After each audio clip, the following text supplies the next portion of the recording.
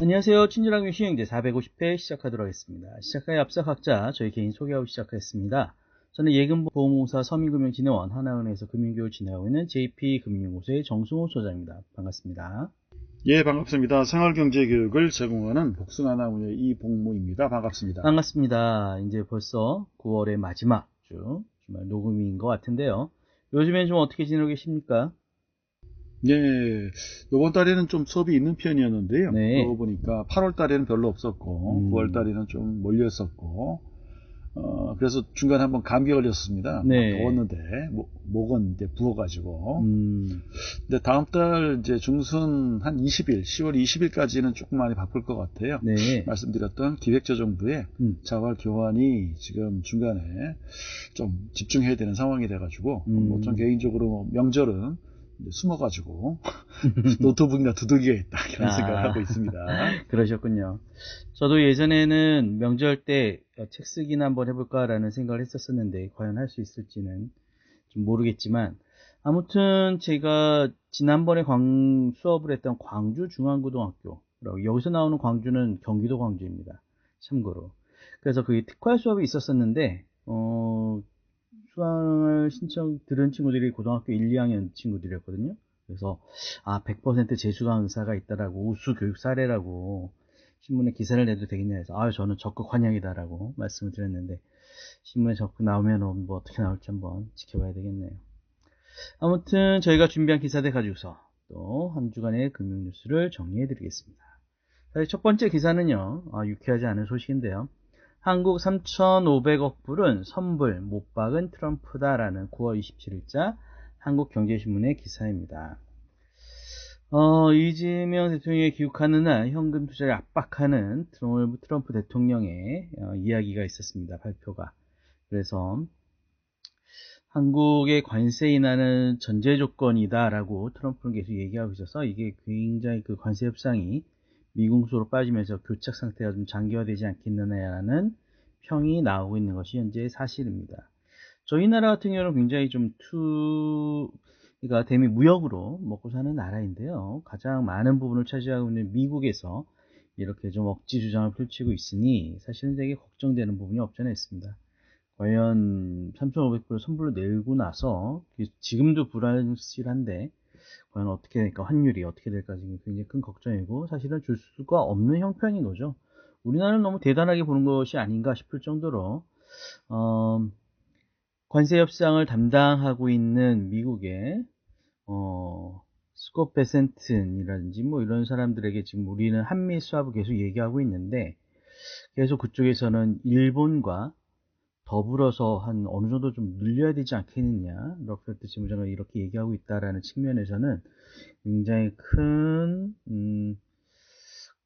서로에 대한 시각 차이가 있는 것이 아닌가라는 생각이 듭니다. 그래서 결국 이것이 어느 정도 되느냐에 따라 지금 현재 제약 분야에 관련된 부분은 100% 관세를 지금 하고 있고, 자동차 부분에서도 지금 관세율 인하를 못 받아서 일본보다 더 비싸다고 얘기가 나오고 있는데, 앞으로 진짜 어떻게 될지에 따라 가지고 경제 여건이 어떻게 될지. 이러면서 우리나라에 많이 투자를 했는데도 불구하고 환율이 이렇게 오르는 이유는 무엇이냐라고 했었을 때 또 그런 얘기 하더라고요. 한국에서 또 많이 대미 투자를 또 하더라라는 얘기 나와서 좀 씁쓸한 마음이 없지 않아 있었습니다. 두 번째 기사는요, 과세 무풍지대 코인 시장이라는 9월 23일자 기사입니다. 일단 세금에 대한 개편이 2025년도에 발표가 됐었는데요.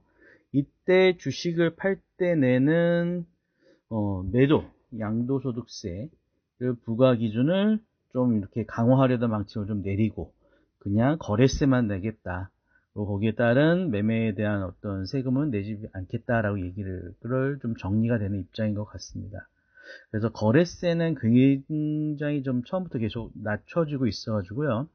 현재 뭐 1.5%까지 낮춰져 있다라고 하는데, 0.15% 정도 지금 낮춰져 있다라고 하는데, 그렇다면 사실 이걸 좀 올려야 되지 않겠느냐. 가뜩이나 세수가 좀 부족한 부분인데, 이런 얘기와 더불어서 코인에 대한 부분에서도 양도세를 지금 부과를 하려다가 계속 미루고 있어서 2027년에도 가능하겠느냐라는 측면에서, 그때도 주식도 안 하는데 코인의 양도 부과세는 건 좀 바람직하지 않다 이렇게 얘기 나오고 있는 논리로 간다면은 오히려 코인의 거래세는 내야 되지 않겠느냐라는 얘기가 나오고 있는데, 나름 그런 것들에 대해서 좀 힘을 받지 않을까라는 생각이 들어서, 코인에 대한 시장도 어떻게 될지, 지금 현재 코인 시장이 굉장히 좀 왔다 갔다 하고 있는, 갈팡질팡하고 있는데요.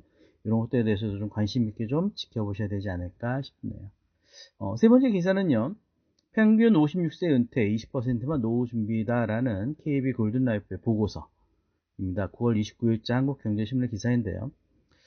국민 10명 중 8명 노후 준비가 필요하다라고 보지만 노후 준비가 되어 있다고 생각하는 비중은 20%도 미치지 못한다는 조사 결과가 나왔다라고 합니다.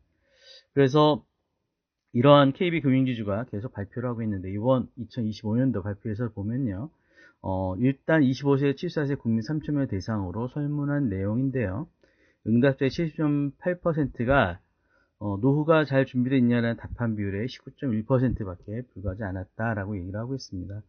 특히나 부부 가구는 26.6%로 조금 더 많고요, 자녀를 양육하는 부부는 그보다 적은 18.1%, 1인 가구는 12.9%에 불과했다라고 얘기하고 있습니다. 은퇴를 희망하는 나이로서 65세로 집계하고 있지만 실제 은퇴 나이는 평균 56세로 희망 은퇴보다 굉장히 이르게 시작이 되는 것 같고요. 적정한 은퇴 생활비로는 월 350만 원을 이야기하고 있지만 실질적으로 예상하는 금액은 대략 230만 원 정도. 그래서 65.7%에 불과하다. 그래서 예상치가 월급 월 257만 원. 부부 가구 조달한 부분에서는 257만 원.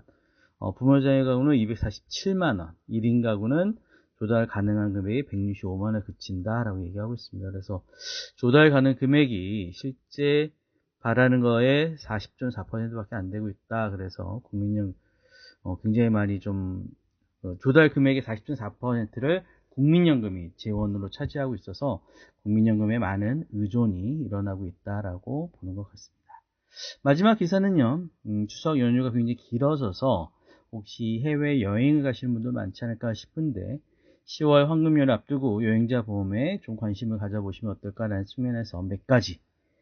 저도 여행자 보험에서 사실 비행기가 연착하면서 잘 몰라가지고 되게 아껴서 이렇게 그 공항 안에서 먹었던 기억이 나는데, 여행자 보험에 실제로 연체가 되면서 먹게 되는 비용이라든지 식사비, 숙식비 이런 것들이 다 보장이 되는 것 같습니다. 그래서 그런 것들에 대해서 충분히 가입을 하셨다라면은 그만큼 혜택을 받을 수 있도록 하시는 것도 중요하지 않을까. 그리고 여행자 보험 가입하실 때 보험 담화라든지 아니면 인터넷 수문을 통해 가지고 쉽게 가입하실 수가 있는데, 30세 남성일 경우에 해외여행 갈 때 가장 저렴한 것은 KB 손해보험이다라고 하는데 실제로는 다 다를 테니까요. 이런 것들 직접 비교해 보시고, 또 카카오 같은 경우에는 큰 이상 없이 돌아오시면 10% 환급도 해주는 사고도 있고, 아니면은 삼성화재 같은 연 1회 가입하면 1년간 자동으로 보장이 되는 여행자 보험도 있다라고 하니까요. 나에게 맞는지 잘 살펴보시고요. 실손 보험에서 중복 여부도 확인하셔야 될 게, 여행자 보험을 가입을 할 때 국내 의료비 보장 담보는 제외하셔도 된다라는 얘기죠. 실손 보험에 가입되어 있다면 이것은 서로 중복 보장되는 거기 때문에 실제적으로는 가입하실 필요가 없다라는 얘기죠. 국내 의료비 보장 담보는. 그래서 그런 것에 대해서 잘 살펴보시면서 가입하시면 어떨까 싶어서 여행자 보험 얘기 준비했습니다. 혹시 추가로 해주실 말씀 있을까요? 예, 특별한 내용은 없습니다. 네. 제가 준비한 기사 중에 일본 얘기를 먼저 한번 해보도록 하겠습니다. 네. 실제로 보니까 기사 알맹이가 없어요. 근데 이걸 가져온 이유가요. 네. 기사가 쓰긴 썼는데 누구의 도움을 받았냐면 AI? 인공지능의 도움을 받은 것 같습니다. 네. 자, 서울경제신문이고요. 2025년 9월 20일입니다. 제목이 이게 기사가 한 개가 아니고 되게 여러 개예요. 돈 풀기 끝내는 일본 은행 보유 70조엔 규모 ETF 판다. 요거하고 뒤에 있는 자금 물고 부동산서 기업에 쏠린다. 요게 다른 거예요. 별도의 기사입니다. 제가 알고 싶었던 거는 인공지능을 이용한 지금 어디서 긁는지 모르겠는데요. 이용한 기사가 어떤 정도 수준인지 아직까지는 제가 보기엔 좀 실망스러운데 한번 보도록 하겠습니다. 일본은행이 지금까지 말씀드렸듯이 일본 증시 괜찮아요.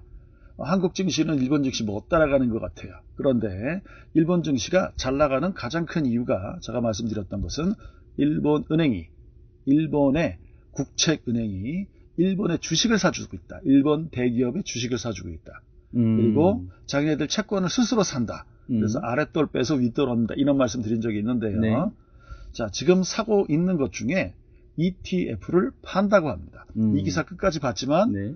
도대체 그 ETF가 지금 현재는 일본은행이 보유하고 있는 ETF인데 이런 얘기하면 뭐 지금 보통 분들은 그런가 보다 하겠지만 저희들은 지금 이거 직업이지 않습니까? 네. 그럼 당연히 궁금해야죠. 무슨 ETF냐? 아니 미국 ETF냐? 일본 ETF냐? 알고 그죠? 싶잖아요. 안 나옵니다. 그러니까 이 기사를 쓰신 분은요 구별을 못 하신 거예요. 아니면 구별이 중요하다고 생각 못 하셨거나 인공지능이 구별했는데 기자가 구별하지 못하고 뺐거나 여러 가지 가능성이 있겠죠. 제목 보겠습니다. 일본은행 ETF 70조의 매각 개시, 시장 영향 고려해 처분 규모 제한도 리스크 분산. 한꺼번에 안 팔고 점점 팔겠다는 거예요. 자, ETF를 팔면 일본은행한테는 어떤 영향이 붙을까요? 뭐 자금이 들어오겠죠. ETF는 금융상품입니다. 현금이 아니에요. 네. 그렇기 때문에 ETF를 팔면 네. 일본은행은 ETF, 보유하고 있는 ETF는 줄어들고 현금이 늘어나겠죠. 네. 일본은행이 현금 늘어나면 좋을까요? 아니죠. 현금 그렇죠. 늘어나면 그걸 태워야죠. 왜요? 시중에 너무 N이 많으면 문제가 많을 거 아니에요. 네. 자, 그 다음에 기사가 연결된 기사가 아닙니다. 코스피, 엔비디아 별도이기 때문에 이건 조금 빼고 말씀드리겠습니다. 자, 여기 보면 AI 프리즘 맞춤형 경제 브리핑 있잖아요. 프리즘이 여기서 쓰는 인공지능인 것 같습니다. 자, 뭐의 약자예요. 자, 아래쪽에 일본은행 것만 보겠습니다. 일본은행 ETF 대규모 매각과 아시아 증시 영향. 일본은행이 70조 엔, 한국 돈으로 662조 원 규모의 ETF 매각을 시작하며 연간 6,200억 엔씩 100년에 걸쳐 처분할 계획이다. 우리하고 좀 뭐라 그럴까요? 스케일이 다르지 않습니까? 네. 계획이 몇 년짜리예요? 100년짜리. 100년짜리입니다. 100년짜리. 그러니까 일본 애들이 사기꾼 소리를 듣는 거예요. 매각 물량이 1일 거래량의 0.05%로 제한되지만, 그렇죠. 아시아 증시 전반의 변동성 확대와 자금 흐름 변화가 예상되어 글로벌 포트폴리오 조정이 필요한 시점이다. 이 내용만으로 아무런 판단을 내릴 수 없습니다. 네. 자, 말씀해 주신 것 중에 이거 있었잖아요. 트럼프 대통령이 자, 우리나라 대통령한테 돈 좀 내놔라. 얼마나요? 3,550억인가 뭐 억 달러인가 그렇잖아요. 네, 3,500억. 그랬더니 우리나라 대통령이 뭐라 그랬어요? 돈이 없는데? 그렇죠. 라고 했죠. 예, 지금 현재 보유하고 있는 외환 잔고가 정확하지 않습니다. 대강 들은 겁니다. 4,100억 달러라. 맞아요. 4,100억 그 정도 된다고 하죠. 네. 그렇죠. 근데 문제는 그 돈 전체가 달러가 아니라는 거죠. 왜요? 달러도 있지만 엔화도 있고 위안화도 그렇죠. 있고 유로화도 있다고. 달러는 3,550억. 트럼프가 원한 그 돈이 지금 없다고. 그러니까 지금 트럼프는 뭘 원하는 거예요? 돈이 없는데 없는 돈을 내놓으라는 거죠. 그러네. 그러니까 예스를 할 수가 없는 거죠. 당연히 뭐 대통령이 잘했다 못했다의 문제가 아니고요. 당연히 이렇게 주장했잖아요. 그 돈 주면 우리 또 IMF인데 왜? 진짜. 외환 잔고가 모자라면 IMF 가는 거잖아요. 그죠. 근데 그렇게 요구했던 가장 큰 이유가 뭡니까? 일본 애들도 이만큼 냈어 라고 하는 거죠. 맞아요. 근데 문제는 일본 애들하고 우리하고 1인당 국민소득은 우리가 앞질렀어요. 근데 인구가 3배야. 그죠. 2배 반. 그렇기 때문에 GDP는 그쪽이 훨씬 높다고. 그죠. 그러니까 걔네들은 돈을 많이 꼬라박든 큰 영향, 물론 영향이 커요. 근데 우리는 없는 돈을 달라고 그러면 좀 곤란하잖아. 그죠. 그렇죠? 그러니까 어떤 느낌 들어요? 학교 다니는데 상급반에 형님이 야 너 좀 와봐라. 왜요? 저 용돈 있지? 좀 나눠 쓰자. 용돈이 내 용돈이 일주일에 3,000원인데 2,000원인데 나보고 3,000원을 내놓으래. 없는데요? 맞을래? 지금 이렇게 된 거잖아요. 그죠. 자, 아래쪽도 비슷한 내용이 있습니다. 금융상품 투자자 관심 뉴스 부분 보겠습니다. 1번 것만 볼 겁니다. 네. 돈 풀기 끝내는 일본은행. 지금까지 일본이 무슨 짓 그러면 그러니까 일본 사람들은 안 볼 테니까 안 들을 테니까요. 우리 거. 일본은행이 지금까지 무슨 짓 했습니까? 아베노믹스. 아베노믹스 제일 간단하게 설명하면 뭡니까? 돈 풀기. 한도 끝도 없이 뭘 찍어낸다? 네, 엔화를 찍어낸다. 네. 이거를 우리가 그럴듯한 말 네 글자로 뭐라 그랬죠? 양적 완화. 근데 양적 완화는 사실 누구만 할 수 있어요? 미국만 할 수 있어. 왜? 그렇죠. 깡패니까. 우리 지금 이거 전 유튜브에서 본 건데요. 지금 미국이 가상화폐 쪽으로 비트코인 얘기도 하고 전략자산으로 비축도 하고 ETF 내놓고 난리 났거든요. 네.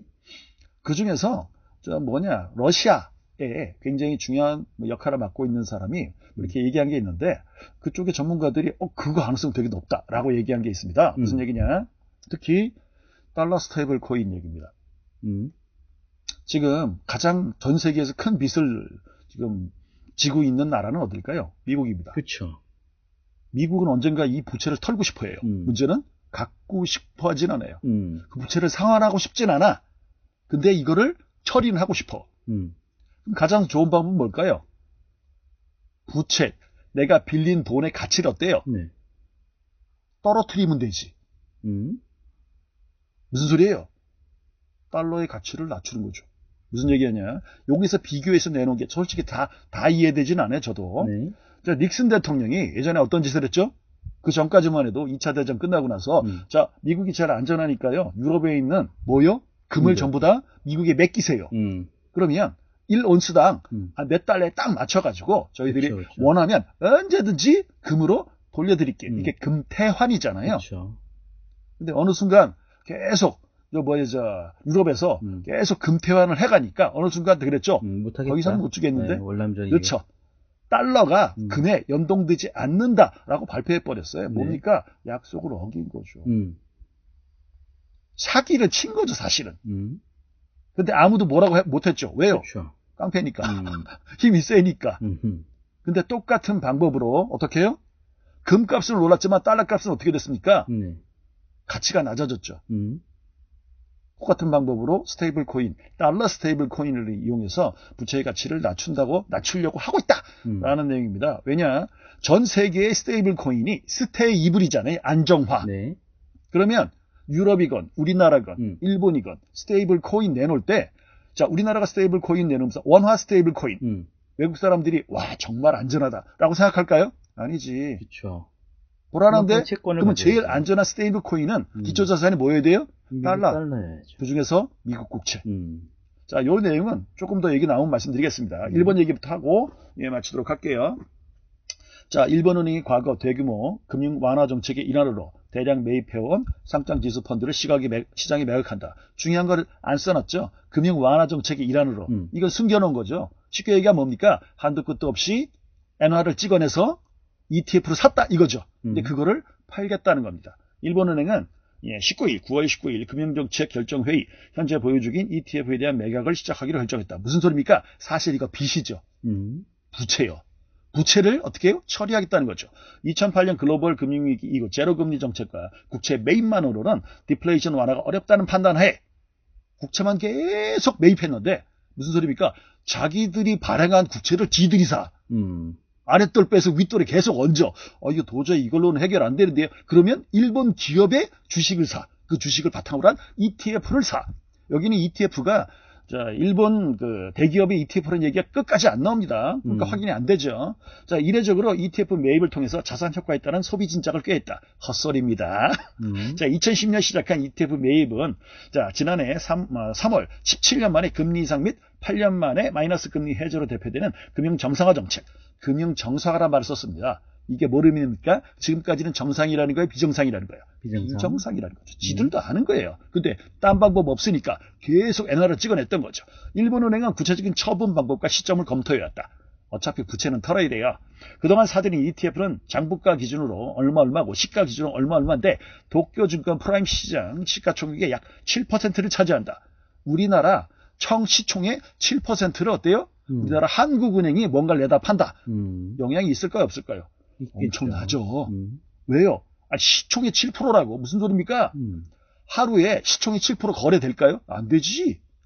자, 매각 규모가 70조에 달하는 만큼 매각은 주식시장 혼란이나 일본은행 매각 손실 최소화를 전제로 진행될 계획이다. 무슨 소리입니까? 일본은행이 ETF 내놓을 때 어떻게 팔겠다는 거예요? 싸게. 왜요? 매각 손실 최소화라며.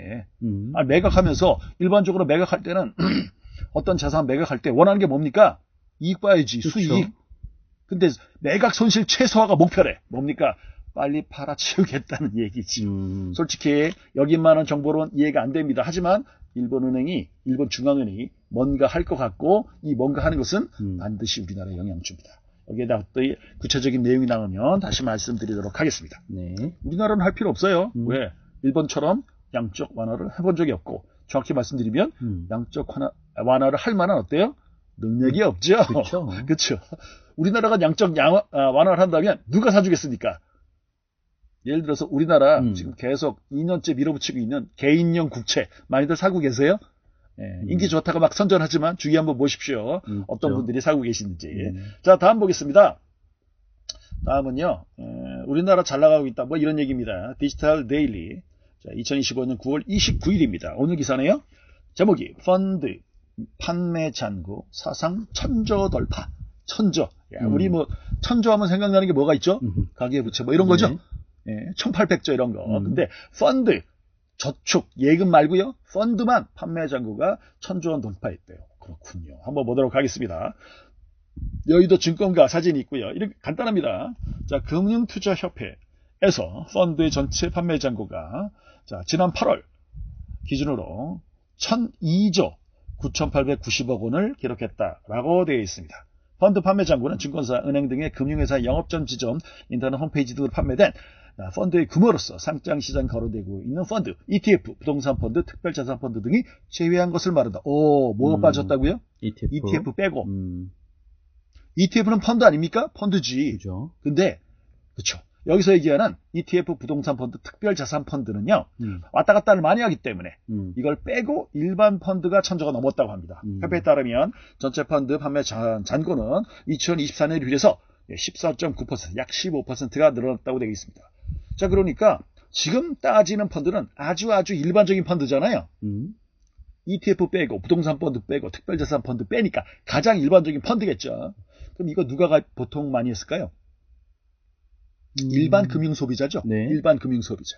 그렇죠. 자, 펀드 유형별로는 단기 금융 펀드가 224조 정도 판매 기중에 22% 정도를 차지했습니다. 부동산 펀드, 뭐 채권형 펀드, 기타 등등이 있는데요. 솔직히 1000조 중에 MMF가 224조라면 224조 이건 펀드 팔았다는 거 우리가 칩니까? 아니면은 이건 펀드 판매가 아니라고 봅니까? 업계에서는 아니라고 봅니다. 왜요? 얘는 구체적으로 투자하기 전에 잠깐 머무르는 장소, MMF. 그렇죠. 흔히 얘기하는 파킹 통장의 역할을 하거든요. 근데 여기서는 이것도 판매다라고 얘기하고 있습니다. 자, 여기서 공모펀드와 사모펀드 얘기 나오는데요. 공모펀드는 MMF가 165조, 공모펀드의 54%를 차지했으며 무슨 소리입니까? 보통 사람들이 은행에서 가입할 수 있는 펀드는 뭡니까? 공모펀드. 근데 공모펀드에 투자한 금액 중에 절반이 어디 있어? MMF. 그러니까 공모펀드는 어때요? 인기가 별로 없다는 거죠.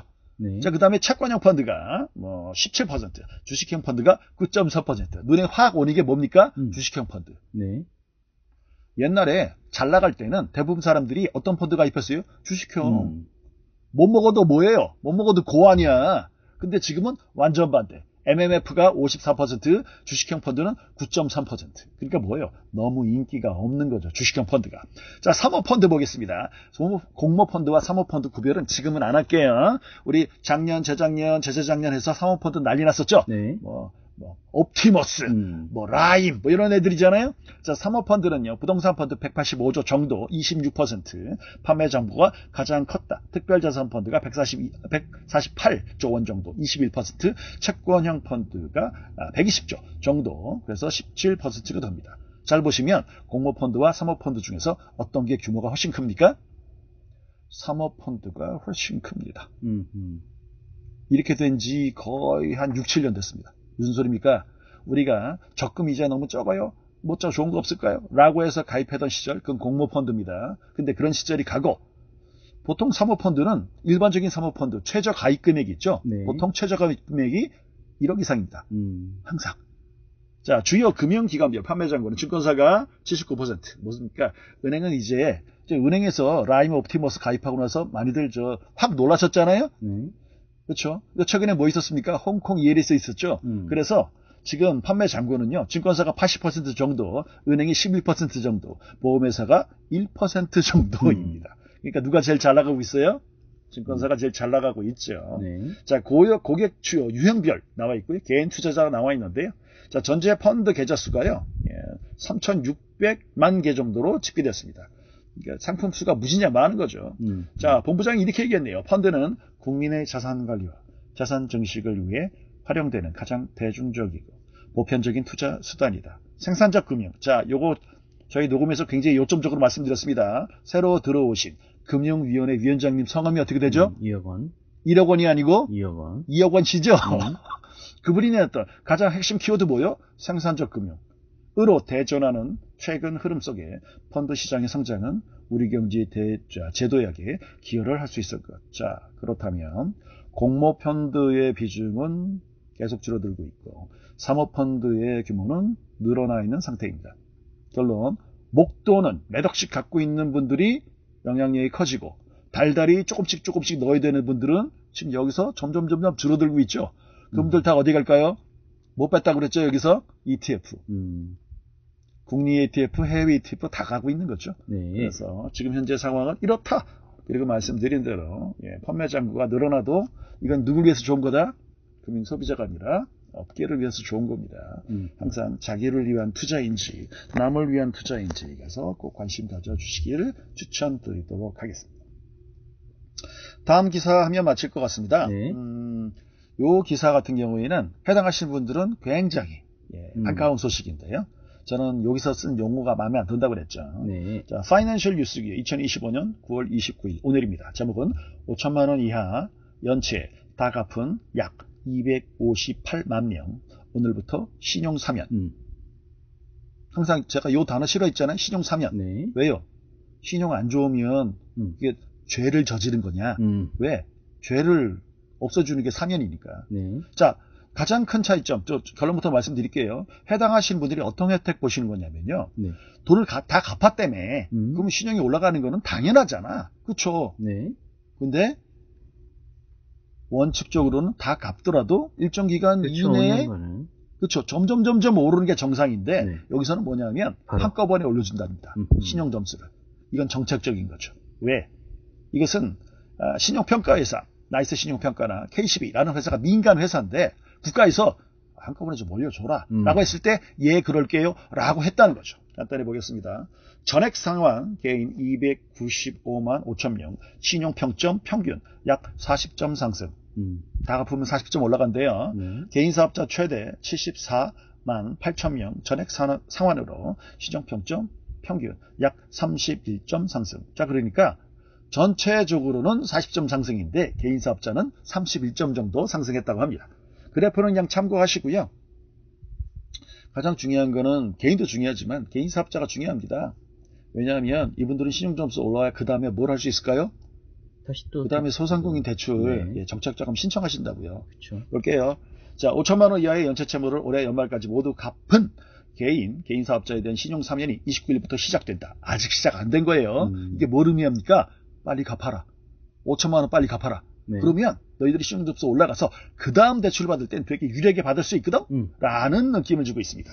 연체 금액을 전액 상환한 257만 7천 명은 이날부터 즉시 신용회복이 이루어지면서 자동으로 신용평점이 올라간다.